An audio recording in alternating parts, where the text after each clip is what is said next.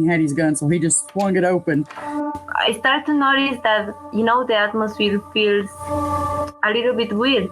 First thing he seen was this 6.5 foot tall, broad shoulder, dark hair. That freaked him out. We hadn't talked to her about like life and death and what any of that means. She's 3 years old, So we turned around. Suddenly there's a whole tree falling across the road. And she was describing to us that, there was a deceased person that she could see visually.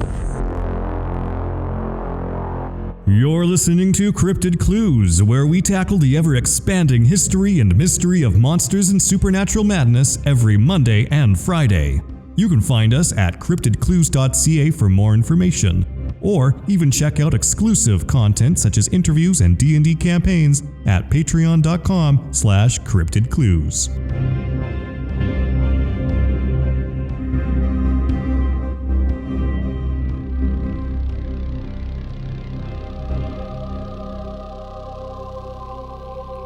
Hello everyone, welcome to another episode of Cryptid Clues. I am your host Taylor, and today we're going to be diving into the terror that is haunted and possessed dolls.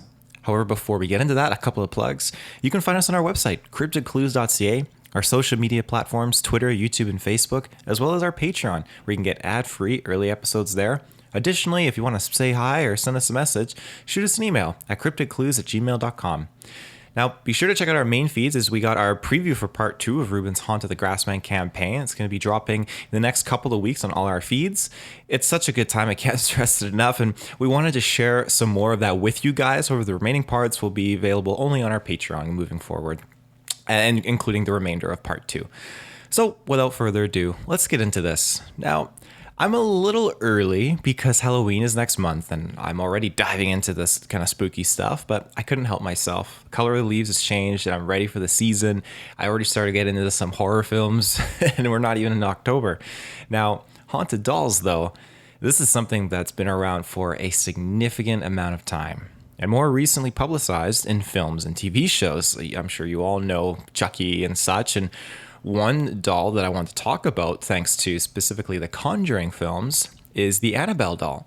Now, the films have given this doll a very creepy and sinister look. Rest assured, it looks much less scary in real life. If you're aware of the Raggedy Ann dolls, then you know what it resembles. The Raggedy Ann doll itself first appeared in a series of books that were written and illustrated by an American writer called Johnny Gorell. The character was created in 1915 and sold alongside the book to the public in 1918.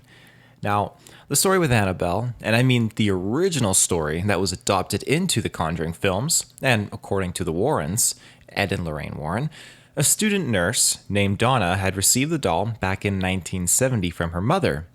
According to Donna, the doll soon after began exhibiting strange behaviors, so much so that a psychic medium was contacted regarding this and had told the student that the doll was actually inhabited by the spirit of a deceased girl named Annabelle. Both Donna and her roommate made an attempt to embrace the doll, letting it go about its business in their home, and that's when things started to really go awry. The doll began to exhibit malicious and frightening behavior, and this is where the line was drawn and the Warrens were contacted. At this point in time, it was deduced that the doll was demonically possessed and was stored now in a blessed glass box in the Warrens' home. Not much is known before this, except that Donna's mother had purchased the doll from a hobby store back in 1970 and just intended it to be a birthday gift for Donna, who was turning 28 at the time. Now, this was all slow build-up, you could say. Movements weren't very noticeable at first, very subtle, and confined to where the doll was left. But eventually, as they became more open and receptive to it, the doll actually began popping up in other rooms, with doors being both open and shut. Poses the doll was found in consisted of being like cross-legged, arms crossed in a pose, and sometimes even sitting upright, leaning against chairs. One of the most significant situations, and they experimented with this, was when they found that the doll was kneeling on its own. They thought, okay, let's try and make it kneel because it seems pretty odd. So that when they would actually pose the doll themselves to make the character kneel, it wouldn't do it. It would just consistently kept falling over. So when it kneeled on its own, it was almost as if something was holding it in place. It's worth noting the length of these experiences went on for about a year before the Warrens actually arrived to remove it. That is a year of them enduring this and being okay with it. That blows my mind. And the movements aren't even the only thing. Now, the movie hinted a little bit at there being notes left around, and this seems to be another realistic situation, that there were parchments that were left around, and Donna claimed that no parchment was ever present in the apartment. They never bought any, but the doll kept leaving them around. And these messages that were written on the parchment, they said things like "help us" and "help Lou." Lou was the name of Donna's roommate's fiance. These messages were written in a very childish-like writing with pencils. Aside from the notes, there was one other instance, though, that really shook them to their core. And this is when they found blood being on the doll. Not a lot. When Donna returned home, she found what looked to be just a few little bits of blood on the doll's hands, the back of them specifically, and then 3 drops as well on its chest. There's no explanation that has been found as to how this red substance appeared on the doll, but it was because of this that the psychic was initially contacted. Now, there's a lot of photos online of this doll, so I highly recommend Googling some of the imagery or just the Annabelle doll in general. It's worth noting that, too, come August 14th, 2020, there were rumors that started to form where the Annabelle doll had actually escaped from its containment. Now, this didn't have a lot of credibility that really kind of populated from it. However, this whole experience did take Twitter and social media by storm. Thankfully, though, Ed and Lorraine Warren's son-in-law, Tony Spera, had actually released a video on YouTube and said that Annabelle was still in the museum and had not escaped. So the doll is still there, is safe and secure, and we don't have to worry about it being out in the real world. Thank goodness. Now, moving on from Annabelle, we got another kind of spooky doll here. And exploring the mystery surrounding Lily, which is the name, Lily was made in the 1800s in Germany. Now, not too much is specifically known about the doll's history, but eventually it landed in the possession of an antiques dealer.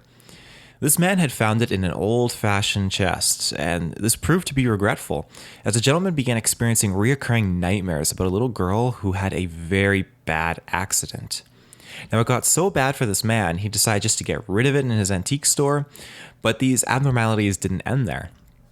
Reportedly, shortly after, a mother and her young daughter came into the store, and the girl began speaking to this doll, interacting with it as though it was another child for 3 hours straight. This little girl then informed both her mother and the gentleman that she was speaking to a little girl named Lily. She then went on to mention how Lily was a little girl that had been subjected to extreme violence. In some of the photos that you can see online, you can see there's an older woman alongside the doll.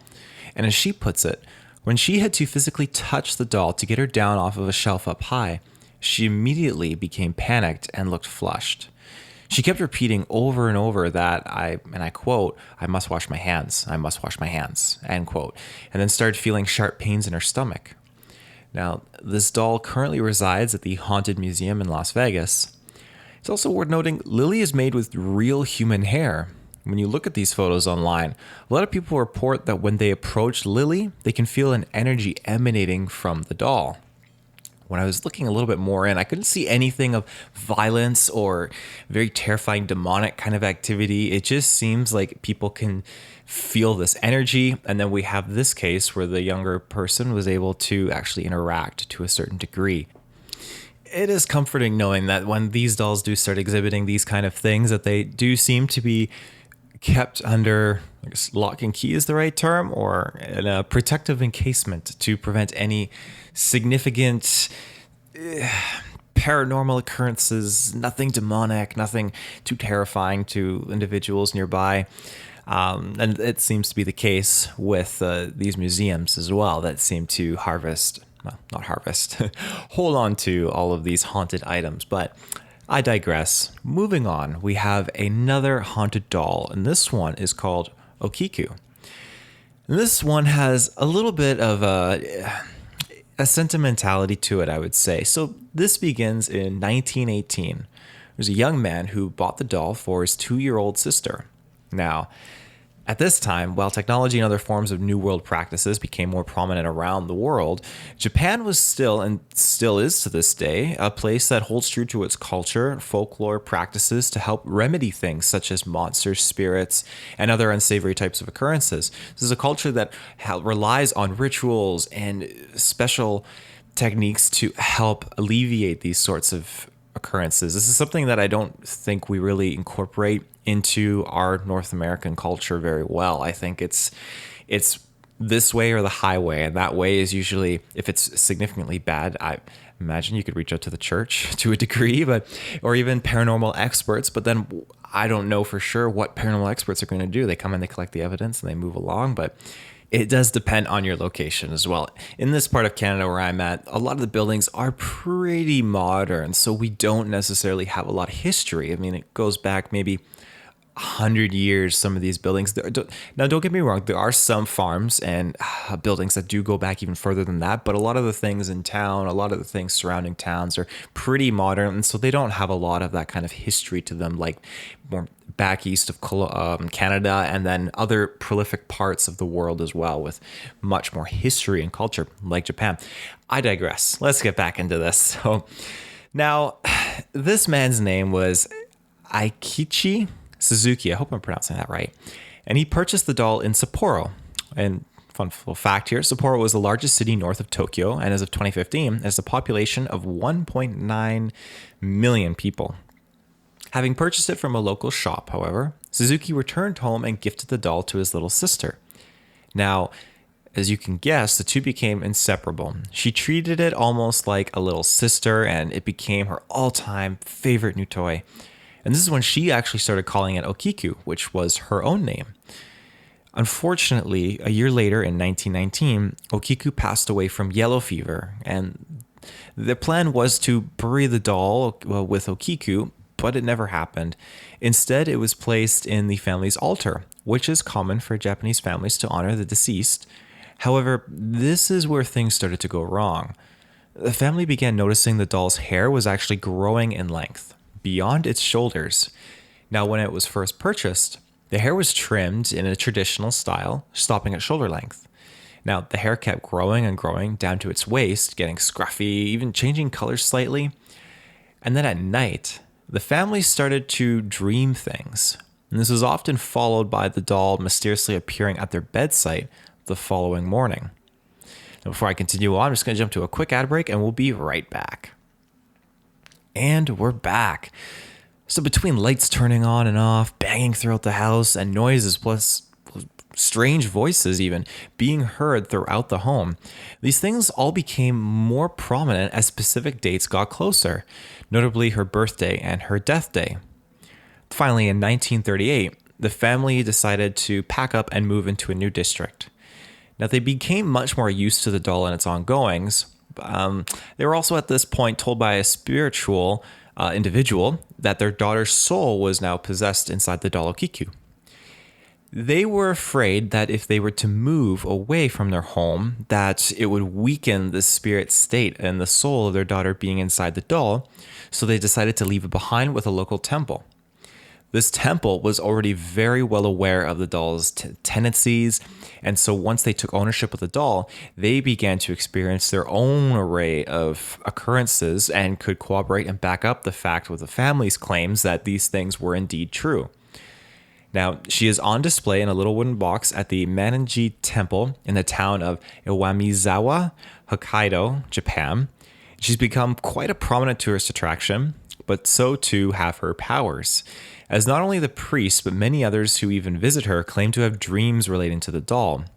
And the hair of Okiku is still continuing to grow to this day. Now, moving on from those three dolls, there are so many others, but for specific reasons, I chose not to include them or name some of them in this episode. Call it what you will, but a part of me is somewhat cautious and disinclined to attract any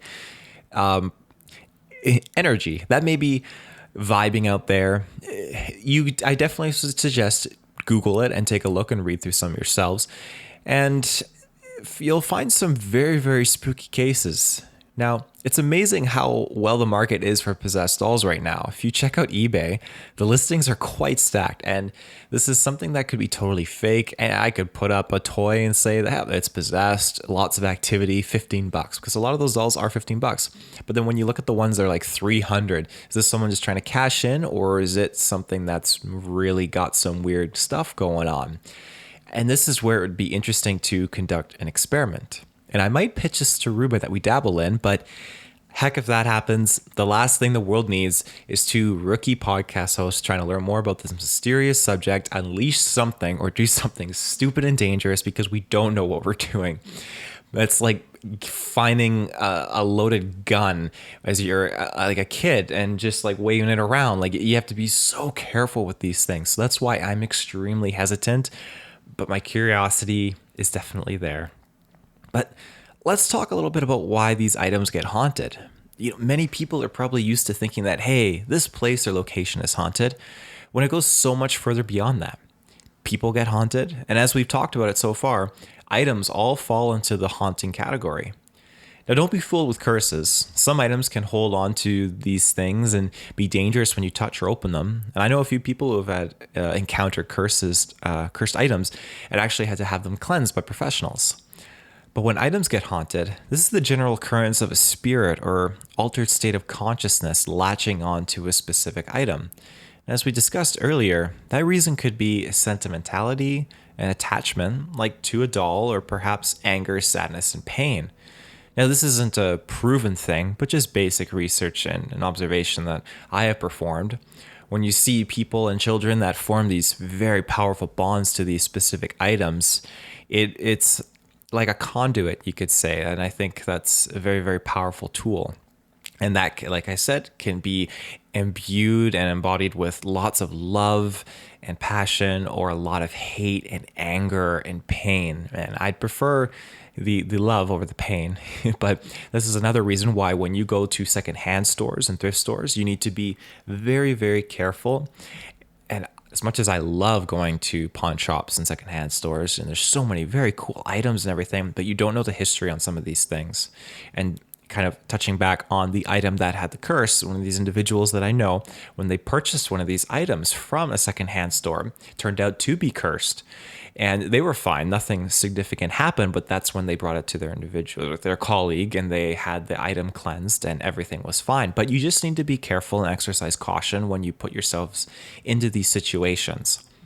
Now, touching back on the Warrens' items that they collected and stored for safety, while again, those Conjuring Universe films were extremely fabricated for cinematic reasons, they do hold some core components and examples that are based on reality and show possible truths, depending how we interpret and view those things. And that, my friends, is fact, that items of all shapes and sorts, they do get possessed, particularly dolls. And I believe because of it being dolls, that it's their human appearance, with being a hollow inside, like an empty vessel, thus allowing the spirit to obtain some degree of what it's lost, its either humanity or its soul. I think that's something that if you are a lost spirit waving through whatever plane of existence that you have journeyed into, you are just trying to find that thing to make you whole again. And being in our world, like it's not for every spirit out there just to come in and take over a person. You need to be... That's more demonic kind of area of expertise. But for just spirits, deceased ones who've moved on, I think it's easy to just take over and latch onto objects, especially the doll. They look human, they're hollow, it is an empty vessel, and it, like I said, it gives some form of what was lost back, I imagine. But again, I'm no expert. But I hope this information has proven insightful as we draw near into the Halloween season. Me and Reuben are going to be diving into a few more Halloween-y topics and spooky things. I know this is our second Halloween that we've kind of gone through, so I've got some interesting topics that we're going to engage in. And again, I mentioned this on last week's episode. There's something that I am going to try to plan for me and Reuben to experiment and experience with. Nothing doll related, rest assured. We're still on the fence about that one. And I mean, I haven't even approached Reuben about that. Fun joke. I pitched it to my friends like, hey, if I order a haunted doll online and send it to one of your guys' house, can I come open it there? And we just leave it there. And they're like, no, that's never happened. happening, and I don't blame them. So I digress. Thank you for listening to this week's episode of Cryptid Clues. You know where to find us on our website, CryptidClues.ca, our social media channels, Twitter, YouTube, and Facebook, as well as our Patreon, where you can get ad-free early episodes there. And if you ever want to say hi or send us a message, you can email us at cryptidclues@gmail.com. So until next time, everyone, take care and stay safe.